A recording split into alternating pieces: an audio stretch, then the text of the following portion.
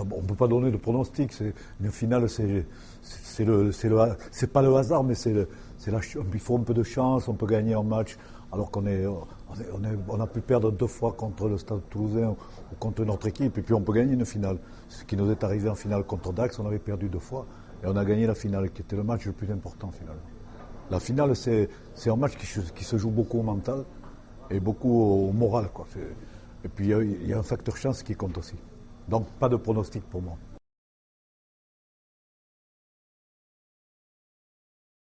Le rugby pratiqué en France, il ne me passionne pas beaucoup. Quand je vois le rugby néo-zélandais actuellement et que j'ai vu les demi-finales le week-end dernier, je ne peux pas dire que ça m'a fait rêver. Bon, en tout cas, je pensais que Clermont était l'équipe la plus complète pour jouer actuellement le titre. Bon, ils sont passés à côté.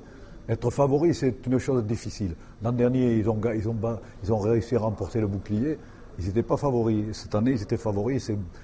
Le problème se pose beaucoup quand on est favori. C'est beaucoup plus difficile. C'est ce qu'a fait Toulouse pendant des années. Ils ont réussi à gagner. C'était une équipe qui était très homogène et qui a réussi à gagner 5-6 fois en suivant. Je pense que c'est formidable ce qu'ils ont fait.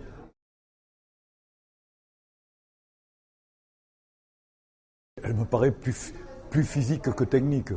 Bon, les gens, ils ont évolué physiquement, ils sont devenus plus costauds, ils font de la muscu, ils font beaucoup d'entraînement dans des salles. Nous, on n'est jamais rentré dans notre vie là-dedans.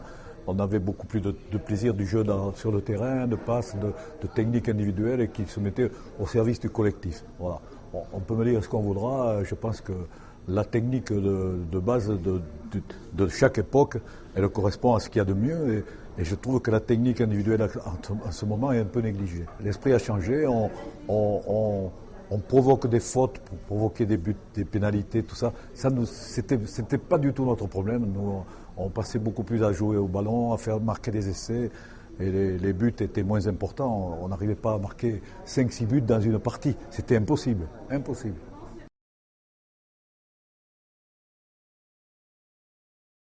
Mon meilleur souvenir, ça a été mes matchs avec mon frère. C'était fabuleux pour moi. C'était quelque chose de sentimental. Je ne peux pas le partager. Je le partage avec personne. Mais du point de vue international, alors que j'ai joué 13 saisons internationales, je pense que c'est les 3 ou 4 dernières. Sinon, avant, c'était un peu le hasard. On arrivait à Paris, on ne se préparait pas en équipe, on ne faisait pas d'entraînement spécifique. On se retrouvait et on jouait comme on était, comme ça. C'était un peu le hasard. Mais j'ai joué avec plusieurs générations. J'ai joué avec Jean Prat, avec Lucien Meyas, puis j'ai fini avec toute la bande de Gachassin, Herrero, Spanghero. Là, je pense que l'équipe, elle était beaucoup plus homogène et beaucoup plus orientée sur un jeu vraiment collectif. Mais moi, j'ai commencé en 1954. J'avais 18 ans et demi, 19 ans, contre les All Blacks, j'ai joué. On a battu les All Blacks à Paris pour la première fois. Moi, je les regardais, je les adorais, je les badais. Je regardais le haka, c'était quelque chose de phénoménal. J'étais un gamin. Et on a gagné à Paris, personne n'en parle. C'est la première victoire de tout temps contre les All Blacks. C'est en 1954. Ils étaient invaincus de toute leur tournée en Grande-Bretagne. Ils étaient arrivés en France, à mon avis, un peu dilettantes. Et ils avaient dû sortir un peu la veille ou là-bas. Moi, je pense que je leur trouve cette excuse quand même.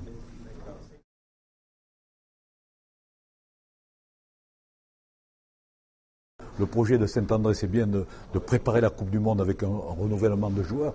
Mais ça va être difficile pour lui parce qu'on ne peut pas changer la mentalité des gens parce qu'ils jouent en équipe de France. Il faut voir comment ils jouent dans leur club. Pour l'instant, le rugby, le championnat français, à mon avis, on dit que c'est le meilleur du monde, mais ce n'est pas vrai. Non.